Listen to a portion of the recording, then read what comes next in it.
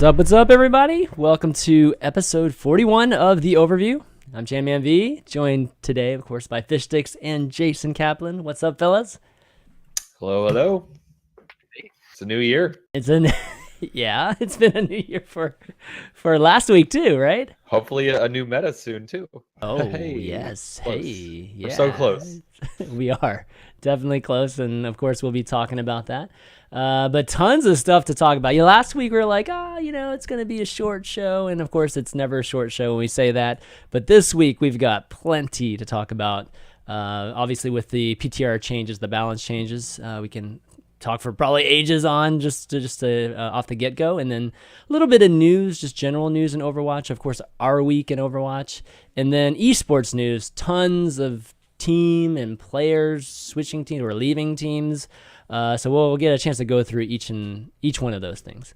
And I think at the end, we'll do some Q&A. Of course, there's a ton of email questions this week. So thank you so much for everybody that definitely reached out there, as well as the iTunes shoutouts, the iTunes reviews too. Something happened last week. Something great happened last week, and I hope it continues to happen. I don't know. No, what I'm saying is something great happened that we got like a ton of emails and a ton of reviews. So I hope that continues to happen, whatever that was, because I actually don't know exactly what it was. But very, very cool, and thanks for all you guys for doing that. But let's kick things off with our week in our Overwatch, just what we've been doing, and then we'll get into like a lot of the news. So, how have you guys been doing? Laddering? Playing? I know Jason has. Yeah, I know the answer to this, but come on, having a good time. Buddy? Having a good time. Yeah. Yeah. Okay. That was like the most belabored of all time. Yo, man, he's holding it in. He's holding it in. He's holding it in. I want to do the boss sheet. I played all 3 Dark Souls, and this game infuriates me the most. Oh. Well, I was 3 points away from top 500. I was twice one game away from top 500, and then I go on a major losing streak. What is this game? Why do you pick Hanzo when you're diamond last season and then tell me how to play? You were 3.1. Fuck off. So this has nothing to do with the actual game. It has to do with the people playing the game. Yeah. Right. Okay. So Ben, accurate. You've been playing. Very accurate. Finally had a reversal in fortune, almost to GM, but not quite there yet. But steadily climbing each time I play the last couple of days. Every single time that you take a break, even if it's just for a couple of days, I don't know if you get this, Jason, but I always drop, like, at least it takes me a few days to start recovering after a break. So I feel like I'm finally hitting my groove post New Year's. And it's about time because, man, that was a rough drop. I mean, the difference right now in quality of games when you go from like 3.6, 3.7K MMR, SR rather, to like 3.8, 3.9 to 4K, it's actually just completely different. Like the quality of the games, the team play, the compositions, the way that your team coordinates and reacts is just, it's amazing like how 100 or 200 SR just makes such a massive difference, but it really does in my experience. You guys noticing any particular time of day that's better for you? Dude, I don't know. I like playing during the day. When I play at night, it does not work out for me. I think there's a huge range of MMR like when you play at night. I lose equally no matter what time of the day. No matter what season, no matter what happens in the world. Oh my God. Poor young Jason. You're the classic guy that never remembers when he wins, but remembers all the losses, at least right now. I'm at like 4.18 right now. And I know the second the show's over and I go queue up for ranked, I'm going to lose like 3 games straight. It's just going to happen. Well, if you have that attitude, of course, like it's more likely to happen. You got to take a break. You got to breathe a little bit, dude. Just take a little break, reset the mental state, and then go back into it. That's what pizza and showers are for. That's what pizza and showers. Oh, man. Well, I haven't had quite as a frustrating. So my whole goal this year, this season, is to play with my son, right? And my son's never been to plat, and I finally got him to plat. It's not GM or anything, of course, guys, but it's basically like GM for him getting to plat at least. So we were able to do that after he got to literally. It's kind of like you, Jason. Like he got to the gatekeeper 10 times. We literally got to the game before he gets to plat 10 times before we finally did it. But he's getting better. He's actually, I think like individual skill, he's always been like plat and maybe even close to diamond, but he just doesn't understand team play at all. So it's been like a gradual process for him to really start understanding that, and especially when he plays DPS, like when he plays Genji or when he plays any of those, like he, instead of just going off and doing your own thing, he times it a lot better now with the rest of the team. So to be fair, even at Grandmaster, people don't understand team plays. So okay, it's really not a big thing. Well, how old's your son? He's 10. There you go. Nice. He's next generation. God, and he's like, let's 1-on-1, Daddy. Let's 1-on-1. He's like freaking, it's like owning me and like like a third. Stuff, like he's starting to beat me at some of the characters. I'm like, damn it! I think I've reached that age. I remember that age when I was a kid where I was just like kicking my dad's ass at certain video games and stuff. It's like, I think I'm getting close to that age now where he's definitely getting better than me at some of the characters. That's like, when we were kids and then having to play your dad like 1v1 in basketball or something, or soccer. Mm-hmm. But now you do it on video games. So that's pretty cool. That's right, dude. I remember. So I used to play tennis when I, pretty seriously, and my dad taught me how to play tennis when I was like starting. Dude, I remember I'd be out there and I'd be playing with him and I'd be losing and I'd just be crying, but not like, crying to him. I'd just be crying internally to myself and just like tears running down my face and me just trying my hardest. Like I wonder if that'll ever happen with my son. I don't think so. I don't think he'll ever have that kind of crazy motivation to beat me at something. Can you stream your 1v1 against him? I actually want to see this. You mean stream that? Oh man, it's a money match. It's a dude. Whenever we get like 3 DPS guys, he just owns me. Oh god. And then I will cast it. You do a 1v1 against your son. They need to add health packs. Okay, if they had health packs, it would actually be kind of interesting. Otherwise, what do you mean crutches? There's strategy involved, getting away and stuff, man. Right now, it's just like straight up who can just like be most efficient with their shots right off the bat. So it's kind of tough when it goes DPS. I need to practice a little bit. Once I practice a little bit, I can like play him again. But he plays all the time with his cousin and friends right now, so it's not even fair. But anyways, it's been a fun experience just playing with my son because I didn't, I'd play a little bit with him like the previous season, and then we would just kind of mix and match like as to when we played with each other, and then there was like a big SR difference between us. So now it's like we're pretty close, and he's actually in a place with the MMR where he gains more than he loses every time, and I'm like in the place where I lose just a tiny, like a few points more than I win on each win. So it's kind of crazy the discrepancy. Play support? I main Reinhardt, but I play support pretty well. I mean, I played the support characters pretty well too. So Reinhardt, Diva, Mercy, Zen, Lucio. Those are probably my main 5. But he plays actually really good Mercy, and then he plays DPS well right now. I asked because I played with a friend of mine who was like literally 2 points like under me or above me. It doesn't even matter. And I was playing Ana one game, and he was playing like Zarya or whatever, not doing, I guess, necessarily not too well. Right. And I was playing really well in Ana that game, and I got like 30 points, and he got like 20. Really? Were like a 2-point difference of SR. So okay. I think they still have that individual performance. Yeah, does a lot. Definitely. They definitely do. There's no question. But I think you can be in a place where, like the algorithm where they don't think you're in the right place, so they just keep pushing you up. Like I think once the algorithm thinks that you're in the right place, you'll start to gain and lose exactly the same amount. And then you factor in that individual performance aspect. But I think he's in a spot where he's still being pushed up.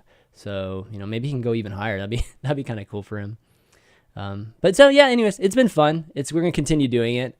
So I think we're halfway through, right? The season at this point, something like that. Yeah, at least. Yeah, so maybe have it like a month left. I think it's supposed to end in February, right? So. Oh, the beginning of February? Okay. Yeah, so we not too much. Oh god, longer. I have like 20 days left. That's plenty of time, dude. Plenty of time. Okay, well, why don't we move on? Why don't we talk about some, real quick, some just fun news.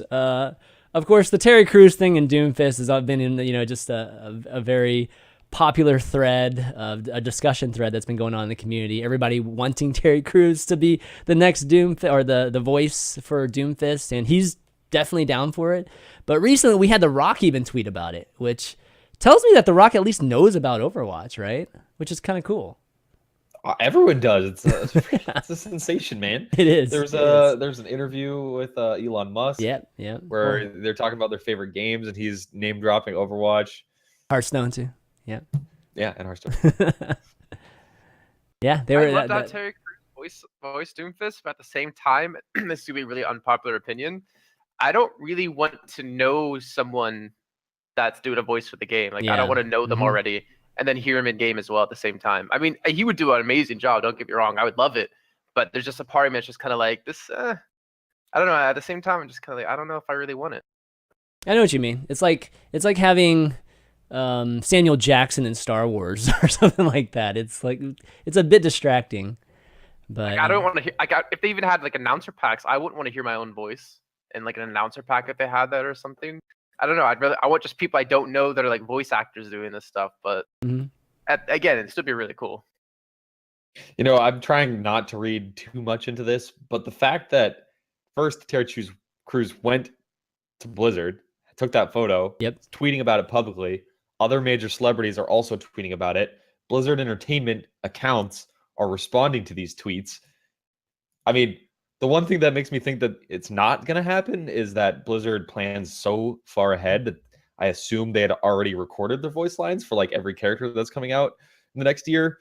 But at the same time, when you see major brands engage with celebrities and things like that, usually means something's going on. So what if Doomfist looked like Terry Crews? What if he was like modeled after him instead of the voice? It can be a good or bad thing. I've definitely seen instances where it's good, instances where it's bad. It's the same thing though. It's just like, is it too distracting? I think with Terry Crews specifically for me, I don't think it'd be too distracting because, Terry Crews has been in a lot of movies and he's hilarious in a lot of movies too. But I don't think he's had that like iconic figure that every time I look at him, I think of him. I think of that character, that movie character, or whatever it is. So I think of the Old Spice guy. Okay. Did he do the Old Spice commercials like originally? I remember him, but I mean, it's not like ingrained in my brain that that's him. That's Terry Crews. Sure. That's like typecasting Terry Crews as the Old Spice guy. But anyways, I think it's a big PR opportunity for Overwatch. I mean, I'm at like The Rock's jumping in here. What if more actors jump in here, and then all of a sudden they see how cool it was for Terry Crews to do it, and they want to do it? I don't know. It's kind of fun, kind of cool. I like a teammate's comment in chat. Make Doomfist white, but voiced by Terry Crews. I don't think that would work. Good. Why not? Why wouldn't that work? Because everyone knows who Terry Crews is. It'd be like having Kevin Spacey's voice on some like random dude's body, like when he's in Call of Duty. It just doesn't work. You know his voice. They have to look similar. Oh god, no, that would be pretty funny. I mean, knowing who it is, beforehand, that would be tough. You could pull it off if you didn't know it was Terry Crews, though. I'm sure. Okay, enough fun talk. Let's talk about balance. Let's talk about the PTR changes that been big topic this week, obviously, because a lot of the balance changes we've been trying to guess at or hearing potentially happening are actually in the PTR now. And let me bring it up so we can take a look at it. We can go through bullet point by bullet point here. Okay, let me go up here. All right, so first off, you guys get a chance to hop on the PTR and play any of these? Too much ranked. Too much ranked? Okay. I feel like we're both too addicted to ranked to play PTR. Sorry, chat. I hopped on a little. How about you, Jason? Oh, you did? No, I haven't played any, but I've heard things from teams about the PTR who have been scrimming on it constantly. Yep. Oh, at least they've been screaming. That's good. Yeah, I've heard from some of the players too. And unfortunately, we weren't able to get one on here. It would have been great to have one to talk about it. But lots of scrims happening right now and scheduling, so it was tough. But my experience, unfortunately, it's like, how it is in the PTR. I don't think we get good games on the PTR right now. and that's a challenge. But we should absolutely have the PTR, so I'm not complaining about the PTR at all. But it's something that's hard to control, so it's hard for me to tell. Like D.Va seemed fine to me whenever I was playing her.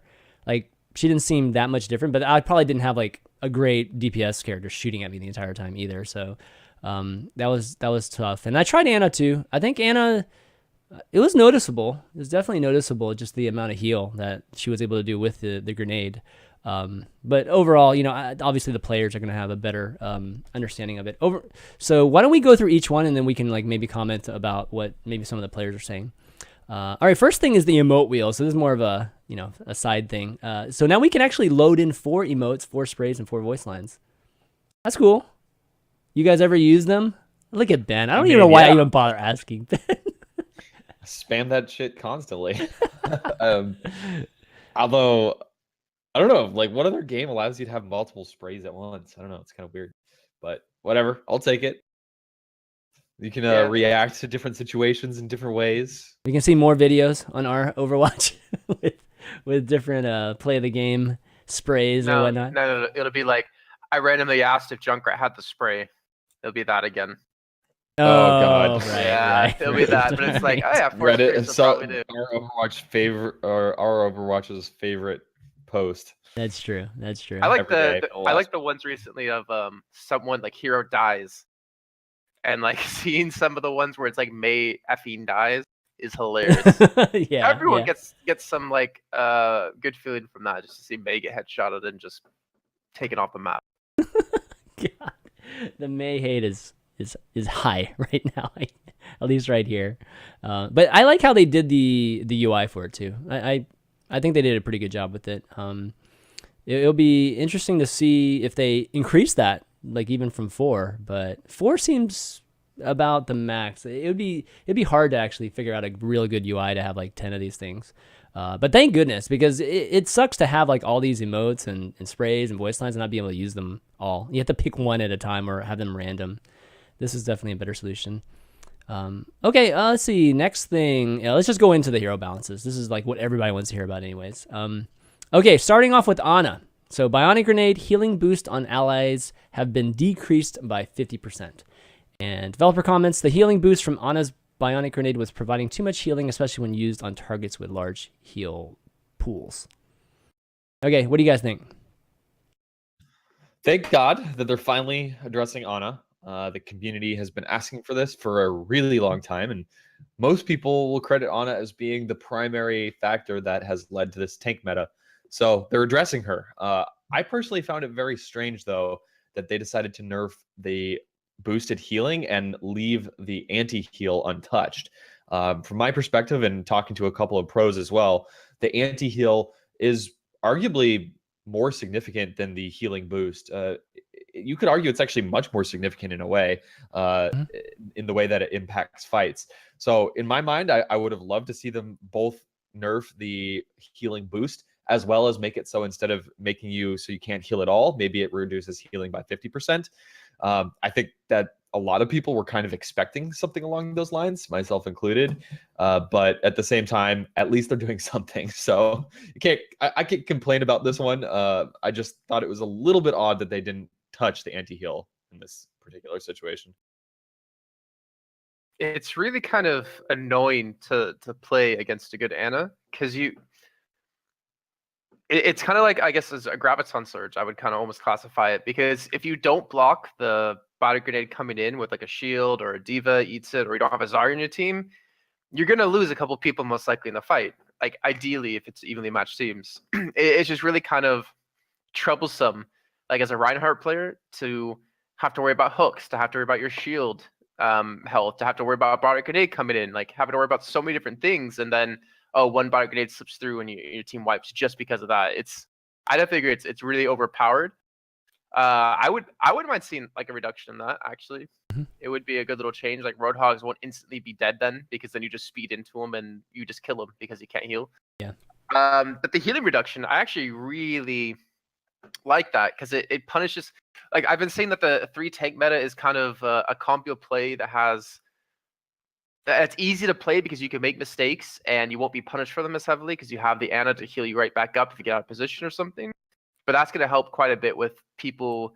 I mean, you can still play the comp correctly, and I've heard from ACAM that there's still people playing the comp constantly. It's just a little bit harder to do now, but if you make mistakes, you can get punished for them. There's at least an opportunity to get punished for them a little bit better.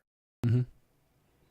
Yeah, I think I'd agree with that too. Just generally that it would have been nice to see a little bit done to the anti-heal too, to your opponents. I think the anti-heal is necessary though. Like I would have hated if they ever removed that, because that is something that's very, very necessary to Ana's toolkit.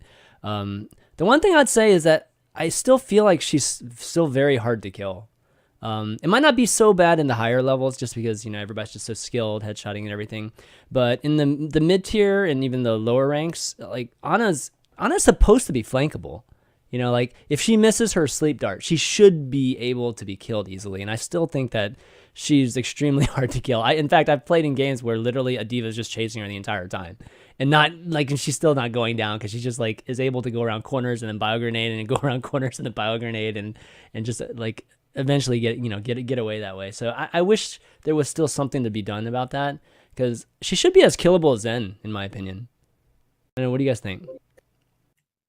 It's weird how you play, like the fact that she can heal from across the entire map, which no healer can do, but your kit is tooled around playing close, is kind of weird for me. It kind of seems like they went different directions with her, because your bio grenade, hitting it from long range is going to be too difficult to do from close range. And then hitting a sleep dart, since it travels, is even more impossible. But she's the only healer who can heal from across the entire map and not actually be pressured. It just feels really awkward to me to have that happen. Like her kit doesn't match what she can do or supposed to be able to do.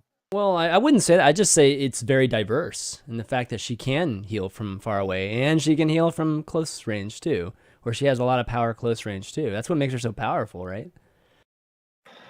I mean, if you look at Overwatch, they've basically thrown all the conventions about what a support should be and what a tank should be just out the window. I mean, our tanks are DPS, our supports are can 1v1 a DPS flanking them. Like Overwatch has no convention, or like doesn't follow the convention, I guess. Yeah. And that's not necessarily a bad thing. I will say about this nerf in particular, I don't think this impacts her must pick status, really. Yeah, I don't think so either.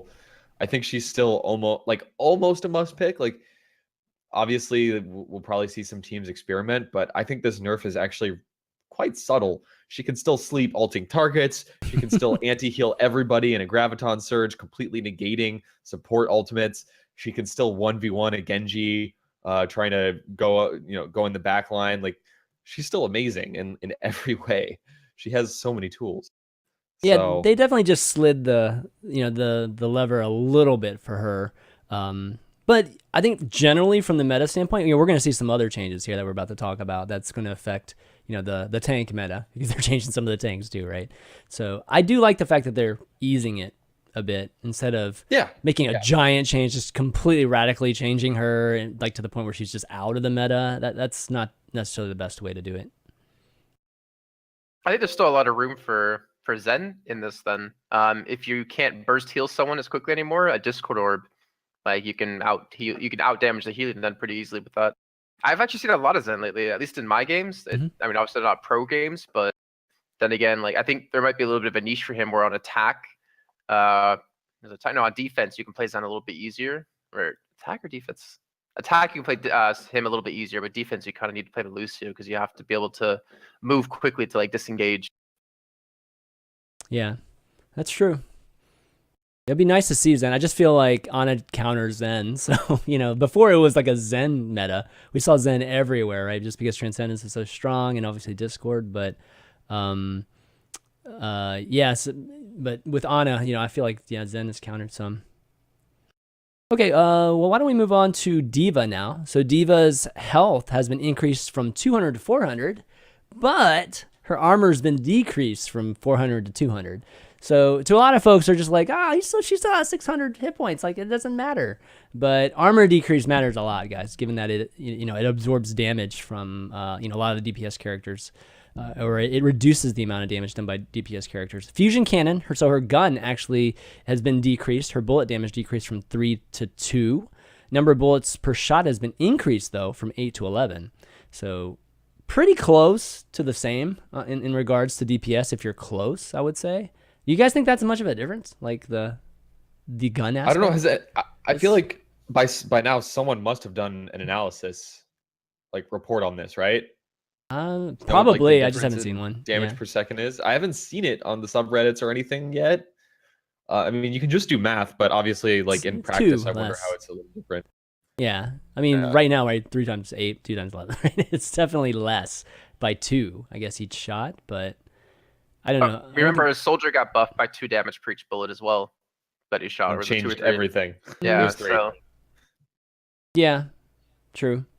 I don't know. I talked to Himsy before, and he gave me an actual answer about the D.Va change in his opinion. That kind of is, well, obviously it's Himsy, so you're gonna take it to heart.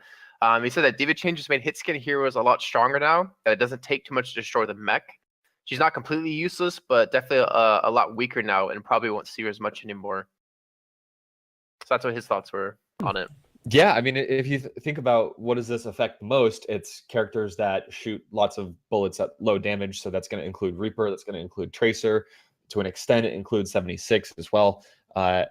Particularly the thing I'm most excited about in this change is that I feel like it's going to instantly make Reaper a much more viable pick in so many situations. If the other team has a D.Va, like currently, it just feels like Reaper just gets wrecked by D.Va. And I feel like she's still going to win that fight significantly just with the Matrix, but every Reaper shot is going to do much more, with less armor.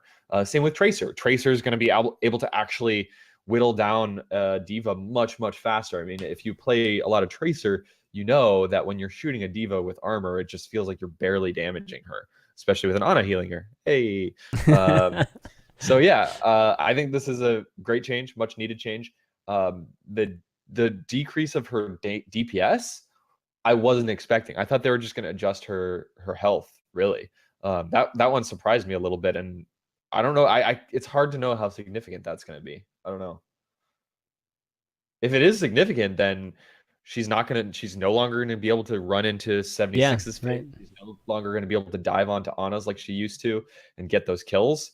Well, there's problems that extend even past that, like the Ana being able to heal a D.Va trying to go up against the soldier. Like, obviously, you can't burst heal a D.Va as quickly anymore. So if you do hit by a grenade, it's still going to be a little bit slower. So she could be focused down, not by the soldier, obviously, but yeah. I don't know. It's gonna be nice to see. I hate seeing D.Va so much, to be honest. Like, her whole kit is just toxic.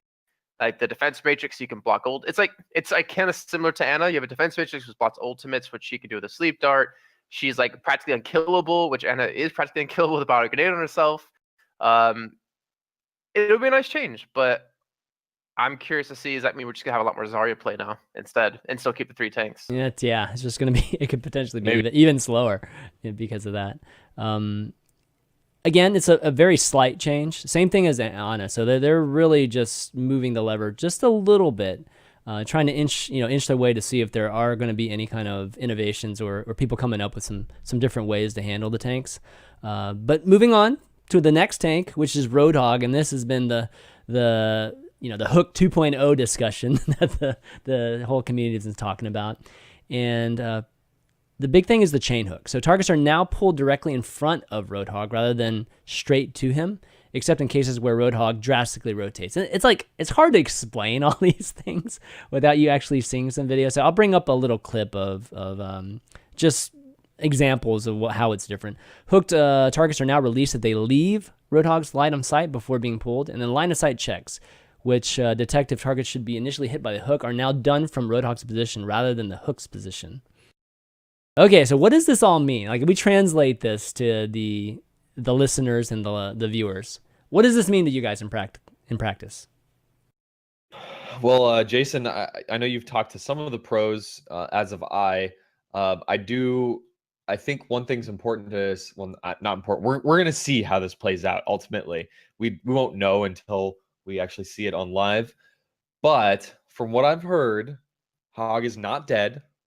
The rumors of his demise are greatly exaggerated. He's going to be an okay character in a lot of situations.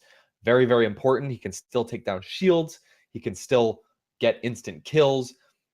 The change here is ultimately that it's basically trying to approach everybody on Reddit and everybody who has always complained about, oh, I got hooked and then I went around a corner, but he still hooked me, and it feels like BS.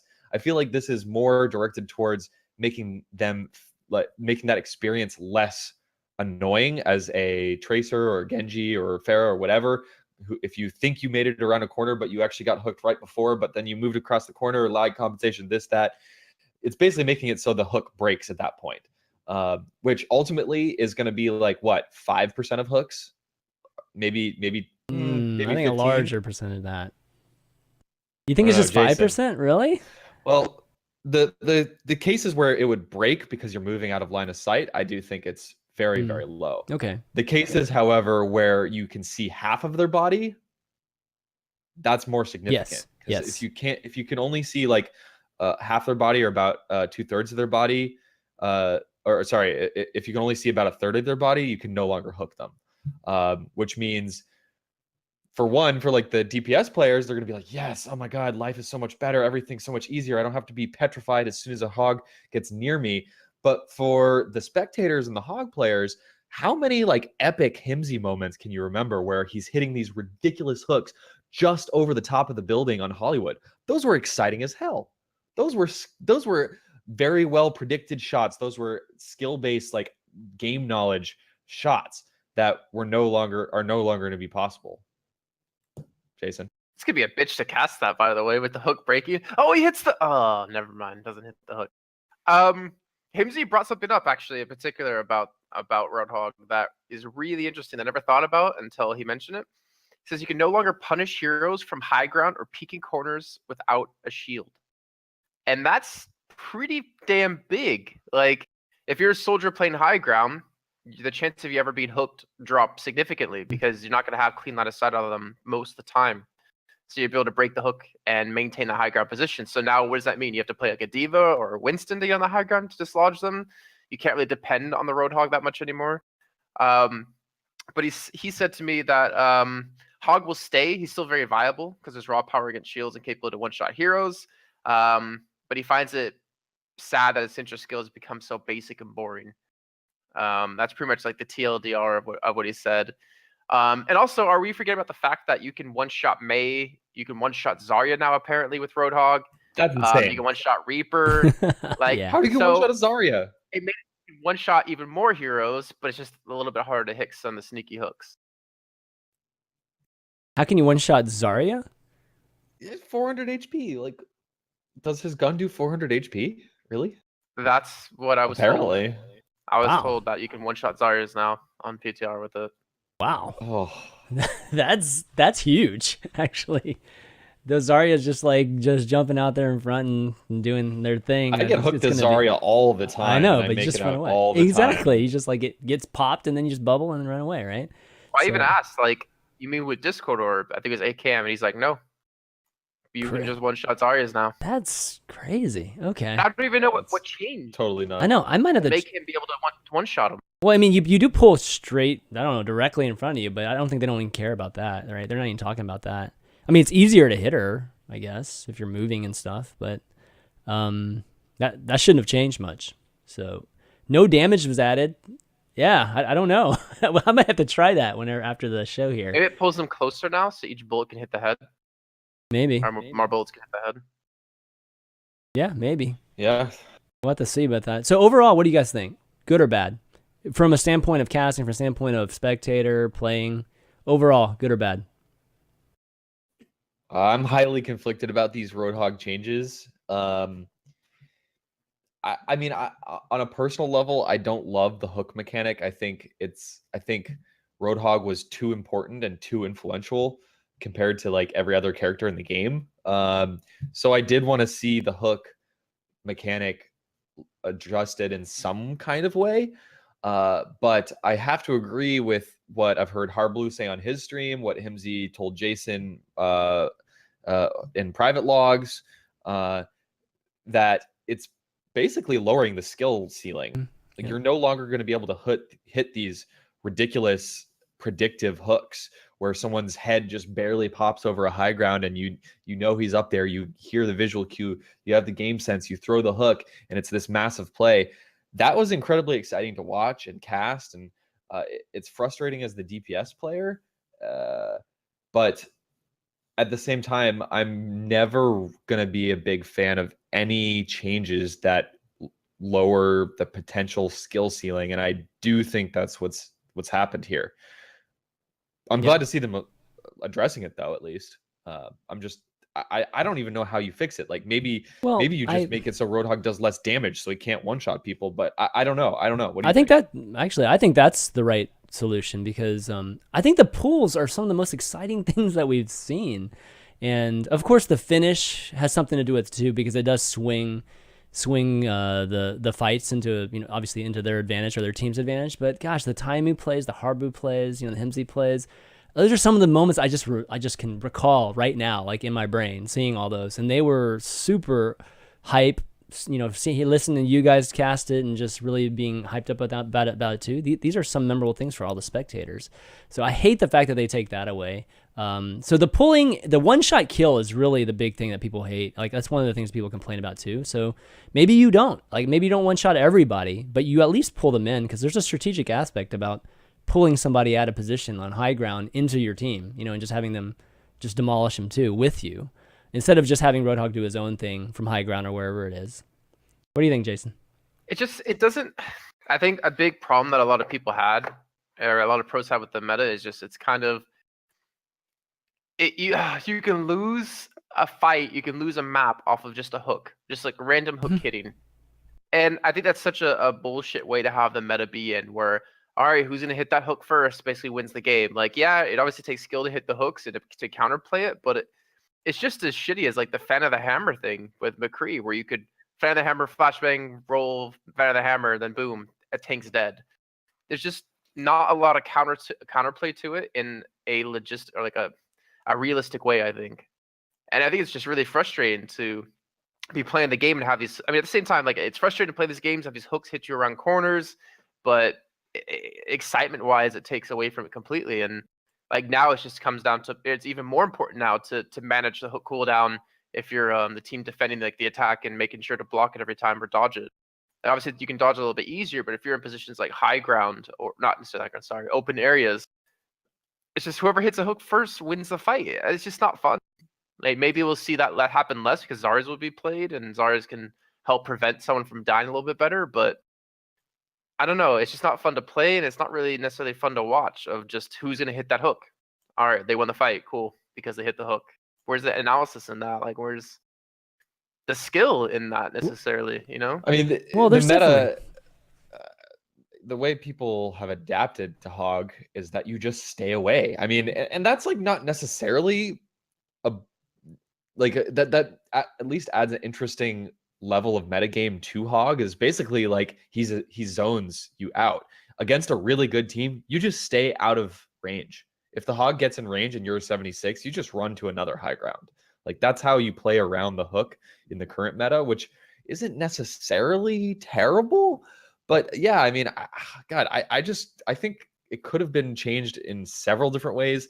Actually, we have a Yumgi in chat who's bringing up the very legitimate fact that the hook is on a 6-second cooldown, the shortest cooldown for any ability in the game. That's a good point. That is literally the shortest. Like no other, the shortest any other character has is 6 seconds. So they could have adjusted it to 10, 12 plus seconds. They could have adjusted Roadhog's damage so he doesn't get one-shot kills on every DPS in the game. There's a lot of ways that you could have adjusted this that I think would have maintained like the exciting nature of hooks. And so much of the game is built around team play, right? Like, it's almost a little bit surprising that Blizzard didn't design the hook in a way that you would need to use team play to finish that kill. Another thing you could do is maybe the hook duration, the actual duration of you hooking somebody and you pulling to them takes a little bit longer. Or maybe like right when you hook, there's like an extra second where there's like a pause and then it pulls you. So maybe you could Maywall and block it. And I mean, the counter ability is definitely hard. There's nothing there to really counter, like unless it's preemptive. So maybe it's something that you could actually block it with a Maywall. And that'd be pretty epic, right? Being able to counter it in a mid process. something you could think about too that would involve some kind of skill cap. And like a big problem is that I look at other games like League of Legends or Dota, where you have like Pudge or Blitzcrank or Thresh. The difference though in those games is the fact that the person you're pulling in has some ability to get away and doesn't instantly die. But I don't know, like even if you can't instantly kill him as a Roadhog, it makes him a little bit weaker to like stop a trace. Well, I'm assuming he has to be able to one shot a Tracer and a Genji, so that shouldn't really count. But like it makes it so if you're trying to like 1v1 someone, you're not able to 1v1 them as easily. And with the current spread of his left click and like the range gap of his right click, you can't really kill someone that easily when they can move around you. Even like pro players can struggle when there's like a baby diva just jiggling in front of you or moving like around your entire body. Right. But if you're with your team, then you're gonna pick up that kill. I don't know. It's just a weird place. There's nothing that like one shots like that. There's no ability that just kind of one shots. But again, like, we're talking. Deadeye, but that's different. Yeah, and, Widow headshot, but. So it sounds like you have an issue with, I mean, the one shot, which we talked about, and obviously lowering the damage is fine for that. But I don't think you just like the hook mechanic, period, right? I'm not. I would rather see like a methodical fight of teams than we hit a hook and we killed them and won the fight. And like even with these recent changes to him, it makes him a lot harder to kill a Tracer or a Genji.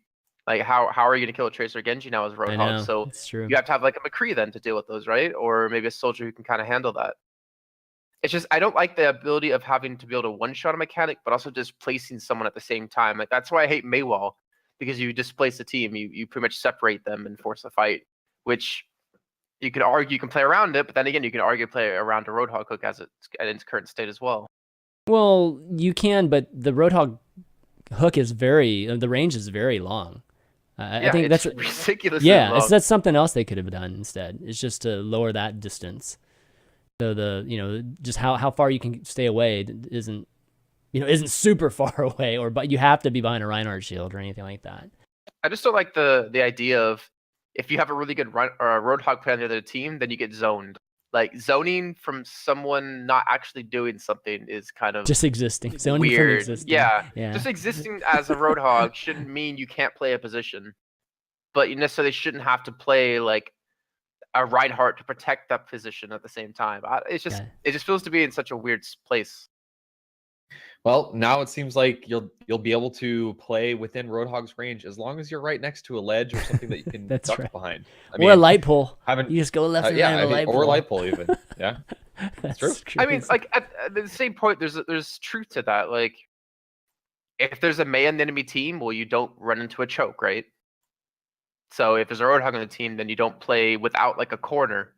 So I mean, there's truth to that, and that actually does make sense. Mm-hmm. Okay, well, why don't we move on to Sombra here? So her hack, the time it takes to hack a target has been decreased from 1 second to 0.8 seconds. Let's see, developer Sombra often had difficulty hacking enemies even when she surprised the target. This change should help her execute hacks more easily.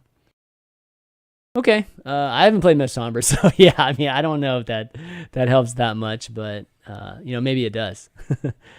But you're still not gonna hack a Reinhardt. I know we're still not gonna exactly. I feel like with Sombra, it's a 20% reduction. That's pretty significant.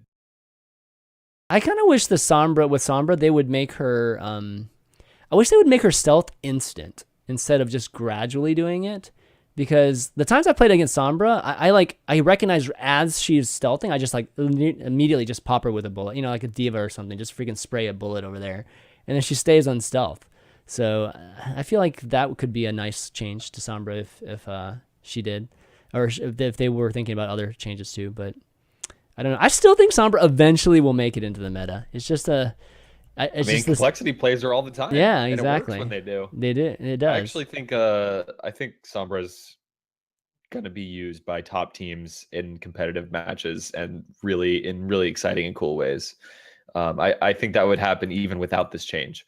Complexity has proven it, I'd say. But yeah, all for this change simply because I think she's slightly underpowered, and her ultimate is basically like what you use her for. You use her to try to get a big EMP and wipe the other team. So the fact that she has some other tools before she gets her ultimate or aside from her ultimate, I think is only good. I think the way she's played right now is just kind of odd because you can't run her and Ana together. Like the whole idea, like I said, you use Sombra for an ultimate, right? And when you do that, you need to hack a mega health pack, and people that take damage your team need to go pick it up as soon as they can because it's on such a quick cooldown to build your ult quickly. So you run like a Lucio and a Zenyatta together to push in.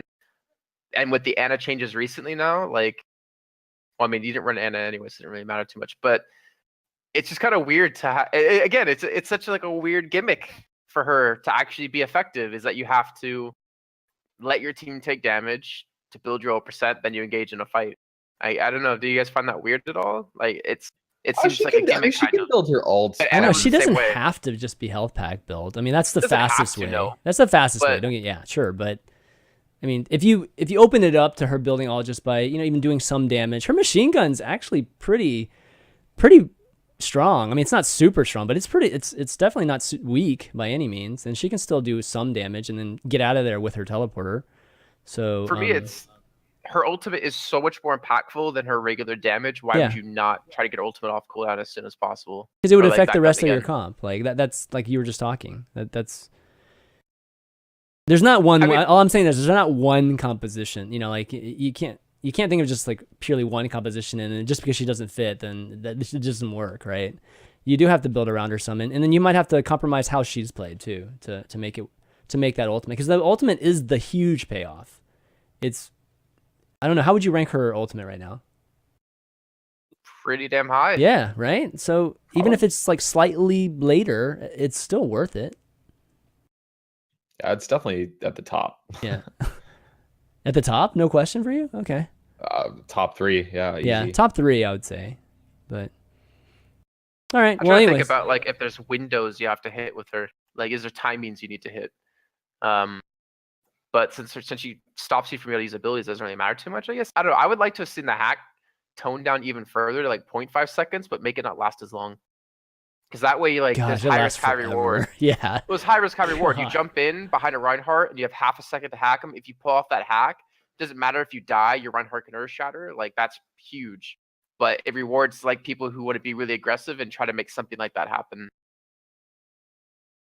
Okay, but that's kind of, if it was half a second, I think that would be too easy to pull off with such a huge reward too.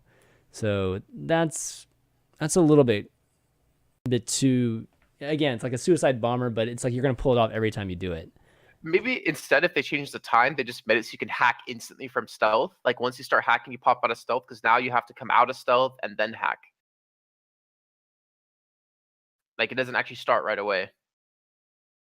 Yeah, I guess, but if we're talking about the Reinhardt shield, I feel like the Reinhardt shield's it's so central to a lot of these engagements right now. Just whose Reinhardt shield goes down, when, who gets the earth shatter at the right time. That determines a lot of fights right now, or who ends up winning engagements.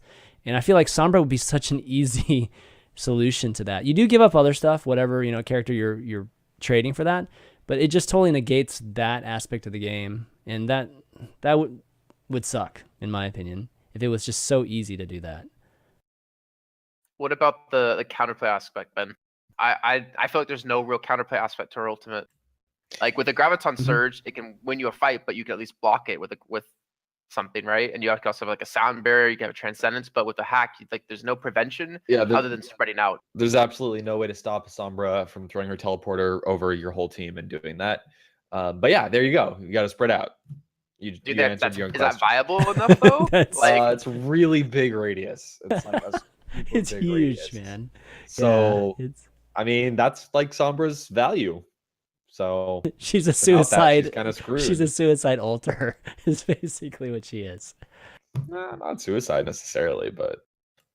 Well, do you feel like there should be counterplay beyond just spreading out, which isn't necessarily super viable to do? I mean, in theory, I think it would be good. Yes, if there's counterplay to like every action, there's some way to counter it, I guess. But there'd be we've already mentioned the show. There's a lot of stuff in Overwatch that there's really no counterplay for. That's true. That's period. True. Like it's just how the game is designed. Yeah. Unless they until they release like 50 heroes and like tons of support characters that have like ability blocking abilities, and I don't know, maybe down the road you counter a Sombra with a options. Sombra. You hack her before she acts. I don't know. It is a tough situation. Someone in chat, I can't even say his name, SXN, talked about Mercy. Mercy, that's just not bad. Like, how do you counterplay a Mercy res if you position yourself? If you have res, you just wait. You just literally hide until you need to use it, and the chance of the Sombra find you isn't necessarily super high. And then you get the res, and then you have your ultimates because you couldn't use them in the fight. It's actually not a bad idea. Okay. Yeah, that's not bad. Okay, well, let's move on. UI updates. Anything here that stands out to you? I mean, there was a kill feed update here. Hero. It's good for casters. Yeah, we're ultimate ability. Yeah, why don't we talk about that? Hero ability icons are now displayed. Ultimate abilities now indicated with orange arrow. That's kind of cool. Headshot eliminations are now indicated with a red icon. So, of course, while you're casting, you can, you know, point out some of those things, especially if they're not on screen. And I don't know, how does that help you? I mean, a lot of the time you're not seeing everything that's happening. So understanding that it was not just, just understanding how people died is useful. I hesitate to say it because this is like the antithesis of what you want out of a good caster, but a lot of the time you got to look at the kill feed to know what's going on. So it's like a derogatory term, at least been thrown around between us casters, but kill feed caster is something that you unfortunately need to do at times. Sometimes you're too focused, you're looking at one thing, you're not watching the camera right, whatever, the spectators miss it, blah, blah, blah. It's just more information. There's no way this is a bad thing. It's only good. Also, it'd be nice to be able to like determine what was an ult kill versus like what was an individual kill. Like, for instance, if there's like a self-destruct or something, you can see which ones were killed from self-destruct and like which ones from Baby Diva maybe or something. I don't know. But the headshot elimination, that's going to be nice. Like, thinking back to the Taimu moment where he picked up like 4 quick kills in Dorado for the World Cup, to just see how many kills he got with headshots. If you just see a McCree lighting up with like red, you're like, holy crap. He just like wouldn't be forward and hit all headshots basically. Yeah. But yeah, like it helps 100% to like just have more information. Like, anything they do to give casters more information right now, doesn't matter what it is, it helps like to make the game better. Okay, well, I guess that wraps up our balance talk. Quite a bit to talk about there, so really excited to get a chance to see more games being played, to get some more input from the players, and it's not going to be until it's actually released into production that I think we'll get a very clear sense of everything. But let's move on to one more. Okay, sorry, the competitive play changed. They fixed a bug preventing players from getting XP when playing off-season games. That's nice. Oh, okay, yeah, that's definitely good. I didn't even realize that. You weren't getting. Yeah, like wow. Yeah, you didn't get XP when you played comp when it was off season. I didn't know you could even play comp off season. Yeah. Oh, okay. I was just playing, I guess, quick play during that time.